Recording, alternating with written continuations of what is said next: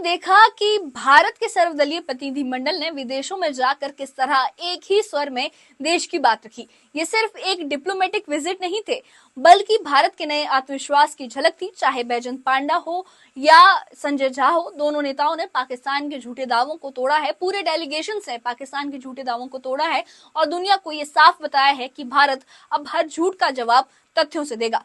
भारत ने ये दिखा दिया कि अब वो सिर्फ सुनने वाला देश नहीं रहा, अब वो बोलता भी है और दुनिया उसे सुनती भी है। उन्होंने आतंकवाद, विदेशी फंडिंग के दुरुपयोग और पाकिस्तान की असफल रणनीतियों पर खुलकर बात की और ये भी जताया कि भारत अब हर मंच पर मजबूती से खड़ा है।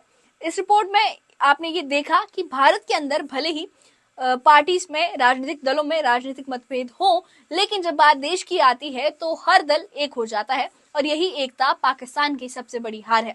तो अगली बार जब कोई भारत को बांटने की बात करे तो याद रखिए कि देश के लिए हम सब एक हैं। इस बारे में आपकी क्या राय है, हमें कमेंट बॉक्स में अपनी राय जरूर बताइएगा। और इस मामले से जुड़े अपडेट्स के लिए और ऐसी ही खबरों के लिए हमारे चैनल के साथ बने रहिए। हमारे चैनल को सब्सक्राइब करिए। शुक्रिया।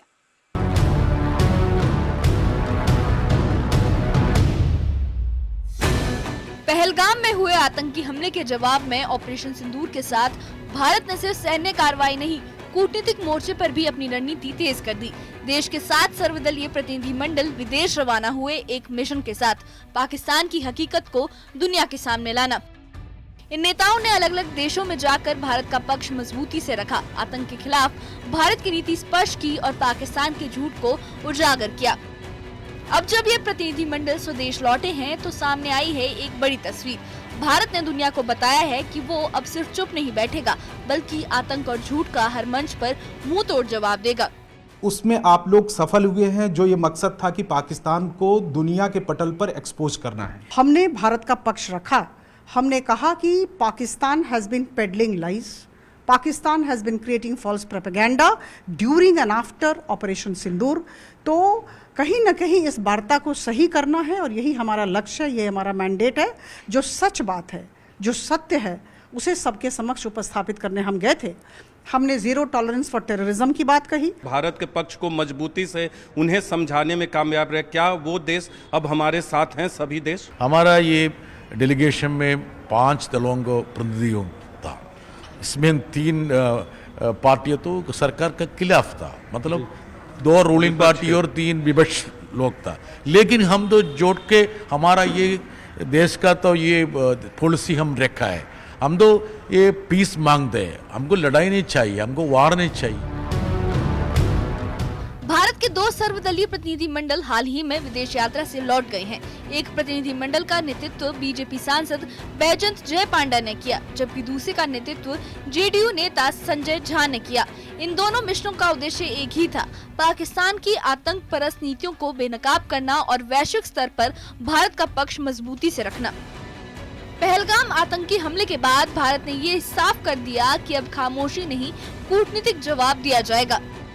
बीजेपी सांसद बैजंत जय पांडा ने बहरीन, कुवैत, सऊदी अरब और अल्जीरिया का दौरा किया। न्यूज 18 से बातचीत में उन्होंने बताया कि विदेशों में भारत की विदेश नीति और राष्ट्रीय एकता को लेकर 99.9% लोग सहमत नजर आए। उन्होंने राहुल गांधी के बयानों को भी निराशाजनक बताया और कहा कि जो लोग प्रधानमंत्री मोदी की वैश्विक प्रतिष्ठा पर सवाल उठाते हैं, वो केवल अपनी राजनीतिक रोटियां सेकना चाहते हैं। पांडा ने ये भी कहा कि जब देश की छवि की बात हो तो राजनीतिक मतभेदों को पीछे छोड़ना चाहिए। सभी, मैंने जैसे कहा, भारतीय होने के नाते गए थे और ये इसमें कांग्रेस के भी सदस्य शामिल थे, अन्य विपक्ष दल के भी सदस्य शामिल थे और हमारे शासक दल के भी सदस्य शामिल थे।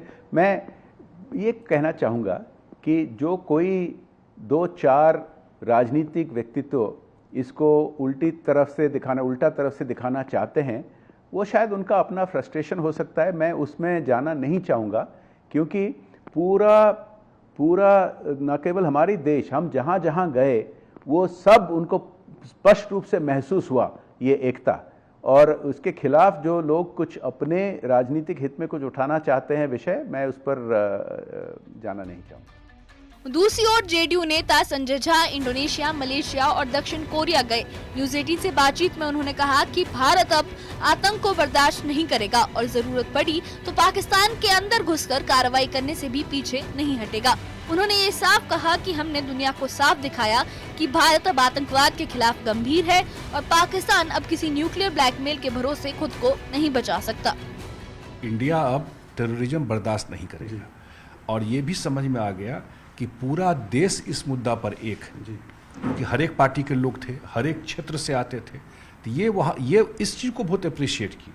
दूसरा, जो घटना हुई उस घटना को वो लोग पूरा सिंपैथाइज करते थे कि 26 लोगों को जिस तरह से कोल्ड ब्लडेड मर्डर किया गया, ये नॉर्मल आदमी नहीं कर सकता जी।